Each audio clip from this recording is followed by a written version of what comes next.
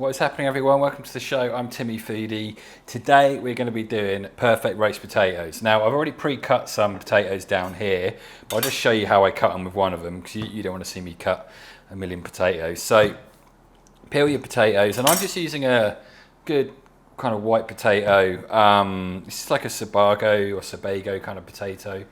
You want the slightly paler potatoes rather than the slightly yellowier ones, because if they're yellowier, they're kind of waxier, which means as a roast potato, they won't quite go as fluffy on the inside. Whereas if you get a more starchy potato, which generally means a potato that's a bit whiter in colour, a bit paler, then it will go, it's starchier and it will actually go fluffier on the inside. So that's your kind of important thing to look for when you're looking for a potato that's going to make a good roast potato, is the higher starch content. So I know these are going to be pretty good because they're quite pale, and I know it's going to work quite well. So just get your potato. We're going to just cut it down lengthways, and then lengthways again, and then lengthways again like that, and then just turn it across like that. And then this one is probably about right to cut in two like that, but if your potato is really long, you can do 3 cuts across, or 2 cuts, so you get 3 sections of it. So but yeah, it's up to you how many you want to do. Depends on the size of the potato. So once you've chopped up and done your potatoes, you'll have them here looking awesome. Now the important bit here is also, actually I might just show you this, a really good, this is a cast iron oven roasting pan. This is the best thing to cook your roast potatoes in. If you don't have this, I use Pyrex quite a bit as well, and that's pretty good. But if not, any sort of oven roasting tin that you've got is going to be fine. But the thicker and heavier duty it is, the better results you're going to get. So I think this cast iron pan, for me, I mean, it's such a good investment and it's going to last you years. So while they are quite expensive, they're highly worth it. So that's what we're going to be cooking the potatoes in. But first of all, we're going to get the little buggers boiling off. So now this is really important. What we want to do is have water that's, is this thing on? Yeah. Water that's pre-boiled. You can cook it from cold, but it's much better to do this because, look at that. It's much better to do this way because it cooks the outside of the potato first rather than the inside, so it kind of holds together. Whereas if you cook it from cold water and up, which is fine for like mashed potato or something, then they'll probably fall apart a bit more easily. So and we're only part cooking them, but we do want to cook them a fair bit because we want them to fluff up a bit when we do our little sneaky top tip, which we'll get to. So, splash all your water everywhere. So yeah, so in this case we're putting them in from boiling. I'm going to just put in a bit of salt. Perfect. And then that's kind of it. Just rinse my hands. Bring that to the boil.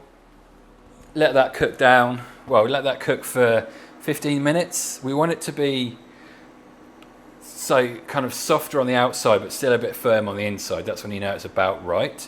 So I know about 15 minutes from this point, or 10 minutes-ish, somewhere between 10 and 15 minutes, and it's going to be about perfect. Okay, we're back. So potatoes have reached a really good point now. So what I'm going to do is drain them. Now, actually, what I should say first, we've got a cast iron pan here. I'm, for this, using some organic virgin coconut oil to fry these off in, to kind of coat them in, to cook them in the oven. But because I just want to make this kind of work for vegans and veggies out there as well. But this, I mean, if you're a meat eater and you're all right with it, then this works really good with something like duck fat or goose fat, or even like a beef tallow. So what you use is entirely up to you. So generally you get some really nice flavors from using something like a duck fat or a beef fat or something, but it works just as well with this coconut oil. And it does, initially you think you might get a kind of coconutty flavor off it, but once the oil's heated up and it's cooked off, you kind of lose that coconutty flavor pretty much. So I think it works really well. So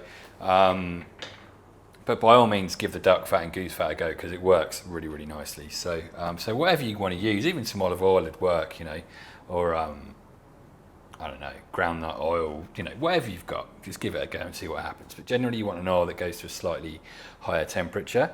And I know coconut oil will be good for this. So the potatoes have reached a really good point, and now I'm just going to turn this on and get this up to a heat and just melt this down, this coconut oil down a bit. I've just got a kind of thin coating in there. You can kind of sort of see it. There's not a huge amount. I might add a touch more in. You don't want to drown it in it, you know, so I think that's going to be good. You just want a nice amount that you can kind of just spoon over and get everything coated, but you don't need a huge amount in there. So, so while that's doing that and warming up, because we want this to be hot so that when you put the potatoes in, it starts to get them all crispy and nice. So that's the key point. But the next step is, we've got my potatoes, and I know I've just tested them, and I know they're cooked down. That's been about 15 minutes. Get your strainer. I'm just using one of these things. Now, the important thing here is strain them and leave them in this thing, and don't do anything with it. Leave them uncovered, and I'll tell you why. I'll just do that now. I'm just straining those off. Just shake off any excess water, and then I'm just going to bring them out and leave them like this. The reason why I'm doing this, if you from here put them straight back in the pan, give them a shake and pop them in, while that's going to work okay, what we're doing here is we're letting all the steam dry off the potatoes. So I want to just toss that around a little bit as well. It doesn't matter if they break up a bit, that's what we want, but I just want to toss them around a bit and let all that steam come off and dry off these potatoes. Yeah, so while we're doing that, because the drier they are, the crispier they're going to get on the outside. So so this is a great thing, and you can leave this for 5 or 6 minutes. It doesn't really matter. So, you know, at this point, turn your oven on, get that on about 200 degrees centigrade for a fan oven. Turn on your heat on your pan thing. Get that, you know, heating up and getting a bit of nice heat in it. If you're unsure if it's hot enough, you can just get a little bit of potato and chuck it in and, you know, see what's happening. So I know that's going to be okay for a minute. The other thing we're going to add is a few cloves of garlic. We'll chuck those in a minute. I'll show you what we'll do with those. And these are now really, you see the steam still coming off them. Yeah, that's good. So I'm just going to toss that around a little bit more, just to make sure all sides kind of there's no sides touching each other that haven't steamed off a bit. So you can already kind of see they're starting to fluff on the edges when I'm doing that. So yeah, that's exactly what we want.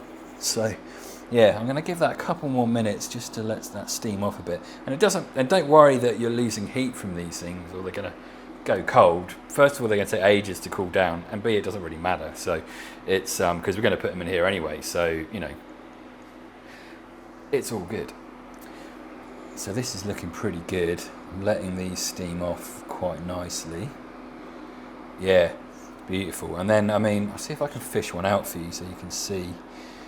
They're already starting to take on, I don't know if you can really see what's going on. I don't know which light is better, but it's all out of focus anyway. So yeah, I mean, they're just starting to fluff up a bit on the edges, which is perfect. So I think that's pretty good. I mean, that's dried off quite nicely. Make sure you empty out any excess water that might have come out of there. I think that's pretty good, actually. And then what we're going to do is give them a nice little shake up. The old shake and bake. Yeah, so that's looking super good now. Awesome. Just going to pop those in. Awesome. Now, top tip, wash this up straight away, because this will be a right pain in the arse to wash. So I'm going to completely ignore my advice, because I'm going to come and do this for you guys. So this is good. Get the lid.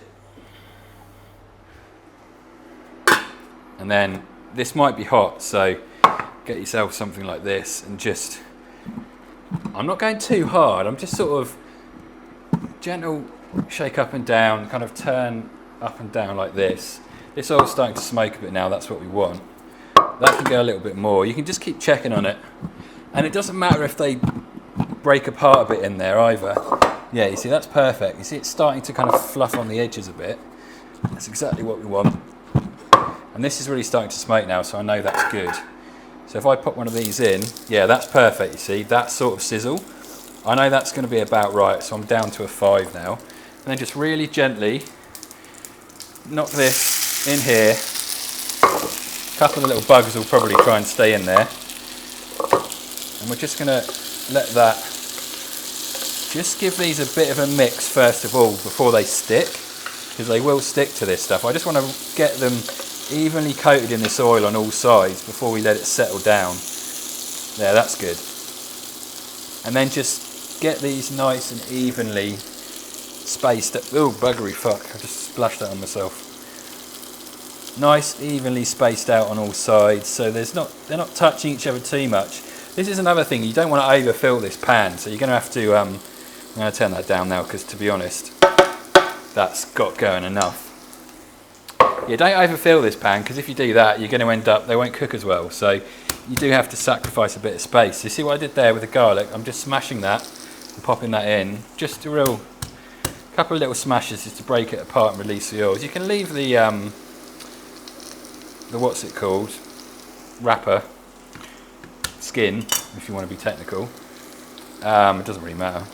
It's just, this is all about the flavour. So I just want to get that, the fragrance of it in there with in the oven and stuff. So that's great. Really nice garlic smells coming off that. I'm going to salt. Nice liberal amount of salt. This is our fancy Maldon salt, which I highly recommend using. Then we go and grab the pepper. Just a few grates. I've got quite a fine grind on this. That's pretty good. This will start to be getting hot, but it's not too bad. I'm going to just give this one more little.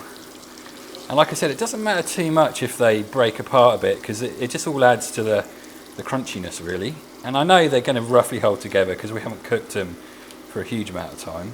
Yeah, that's great. So that's nicely mixed up. Space them out again each time you kind of stir them up. And don't worry if they start to stick. Once they cook off and go crispy, they'll all come off the pan naturally when they kind of gratinate and the surface gets all crunchy. That's looking pretty damn good. And I turn that down to about a 3 once I kind of got the initial heat in it, because you don't need them to stick and burn at this point. So a little bit more salt, and that's it. Awesome. So whichever oil you've used here, if it's like a meat-based fat or coconut oil, follow this process. If you're doing olive oil, you can pretty much just use a drizzle of olive oil to get it going, then a drizzle bit more and toss it around, and that's going to work really nicely as well. So let's turn that off now. So this is great, perfect. Bit of seasoning, some garlic, tossed it round. We're going to get that in the oven now. So this oven's on about 200 degrees centigrade. Where's my bloody thing? There it is. Yes, it's on about 200 degrees centigrade, which is about right for these potatoes. We don't want to go too much higher really, because we're going to let these cook off for a while, so they're going to get nice and crispy anyway. So that's in the oven, and that's kind of it. Let's just give that about 40 minutes, and then we're going to go in there and maybe turn them all over. And with that, you kind of have to just do it individually, so it's a bit of a faff. But after 40 minutes, you know, have a check on it, take it out of the oven, go in, turn each one, put it back in again, give it another like 40 minutes or so. I mean, just keep an eye on it. Once it looks nice and crisp and golden on all sides, then you know it's ready really. So there's no worry of the potato not being cooked or something. So yeah, I mean, really it's going to depend on what sort of oven you've got, what temperature you set it to. You might go a bit lower if you want it to cook a bit slower, but around the 180 to 200 degrees is perfect. And then yeah, that's basically going to give you awesome end results. I mean, you could, if you wanted to, put some fresh herbs in it towards the end, or even some rosemary or thyme in at this stage, and just toss that around as well. But I'm pretty happy with just a bit of garlic, salt and pepper really. I don't want to kind of overcomplicate the recipe really. So yeah, that's in 40 minutes. Give them a turn, another 40 minutes or so, and then we'll come back. I mean, I might show you what I mean when I turn it, but I mean, it's pretty obvious really. You just be gentle with it, and if they're not coming off the bottom, put them back in for a bit longer, and then they should naturally come off the surface once they're ready to really. So and on this temperature, they're not going to burn. So well, they will eventually obviously, but just keep an eye on it, you know. just keep checking on it. Maybe it'll be half an hour or whatever. But anyway, I'm waffling, so we'll be back very shortly and show you the awesomeness. Right, we're back. We are about an hour into our cooking. I turned the potatoes after about half an hour or so, and then gave them another half an hour, and that seemed to be about right. So in the end, I actually turned the temperature down to about 180 degrees. For a fan oven with this stuff, it was about right. So as you can see, look at those. They are looking absolutely perfect. I'm going to turn that oven off. Let's get some sort of plate. And then, yeah, there you go. I mean, as you can see, let's see if we've got a, these are absolutely perfect. So they've got like a nice kind of crispy edge to them on all sides. And once you've like turned it once and you give it about 20 minutes or so, I kind of, I gave it about 20 minutes, half an hour extra, so it's about an hour total. And then I kind of took it out and just gave them all a toss just to get a final coating of oil over everything. And I put it back in for about 10 more minutes. As you can see, I mean, these are absolutely perfect. So what I do normally is take them out and give them a few minutes just out in the air, just to, they'll just kind of firm up and crunch up a little bit, and then they'll be ready to serve. And in terms of what you'd serve this with, I mean, roast potatoes go with anything really. So you could do some roast meats or a bit of steak, or if you're a veggie, you can do some, I don't know, maybe some roast veggies or some nice stuffed mushrooms, or you know, anything really. Even a nice kind of salady lunch thing, and you could just have these on the side for a nice little kind of crunchy mix. So all this sort of stuff in here, that's just kind of off bits. You don't really need that. So we'll just get that out of the way. Sorry, this annoying beeping fucking thing. Yes, yes, yes, fuck off. Jesus Christ. I think I need a new induction that doesn't beep like a motherfucker. So yeah, you can kind of see, super, oh motherfucker. Super awesome, super crunchy, you know, different sizes, and you get these like flaky bits of crunchiness off there, and some smaller crunchier bits, and some bigger ones with a bit more squish to them and full of that kind of fluffy potato. And yeah, super awesome. And so that was just with our coconut oil. And if you try them now, they don't taste like coconut at all, so you don't need to worry about that. The heat process when you're cooking them off in the oven kind of burns off that coconutty flavour, so I get a slight saltiness in there, but nothing overpowering. So this works really well if you want to achieve that similar kind of crunchiness that you get from duck fat or goose fat or beef fat. But if you're a veggie or a vegan and you want to still kind of achieve that kind of nice crunchiness, then this coconut oil is absolutely the way to go with it. It's absolutely perfect. I might just give this a little final little sprinkle of salt. Give those a little toss. And you can kind of hear that's the sort of crunchiness that we want. And it's just, they look so good. So yeah, so there we go. There's my awesome roast potatoes. Serve them with whatever you want. Some, you know, doesn't really matter, just get in there. Or if you want to, like, you can do like a kind of loaded fries type thing, but using this as your base. So you can put these in a little Pyrex bowl, get some beautiful stuff on top, some cheese, whack them in the oven, finish them off, and you've got an awesome loaded fries thing. I was tempted to do this with like a pulled pork, get the pork on top, and then, you know, cheese and tomato and some salsa and whatever else, and just whack it in the oven, and oh yeah, it'd be awesome. So yeah, so there we go. There's my awesome roast potatoes. Super crunchy, perfect every time, just without fail. And in terms of variation, just try different flavours in there. Get some rosemary and thyme, and chuck those in there. If you want to make them kind of with the kind of Indian vibe, you can put a little bit of curry powder in right at the start when you toss up within the oil. It's really up to you what you want to do, really. So that you can just add all kinds of flavours to it. So if you wanted to go into a kind of Spanish tapas thing, you can make a beautiful romesco sauce, or even roast tomatoes and capsicums up, whiz it up into a beautiful sauce.